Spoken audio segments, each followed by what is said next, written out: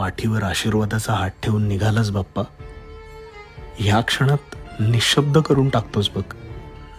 तुझ्या वाचून अगदी चिमुकल्यांपासून कुणालाच कितीही म्हटलं ना तरी करमत नाही रे.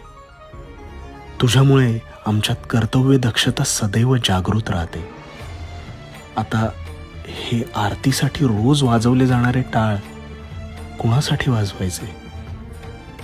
आम्ही आहे ना सतत चुका करतो आणि तू मोठ्या मनाने तुझ्या विशाल उदरात त्या घेतोस, म्हणूनच तर तुला लंबोदर म्हणतात.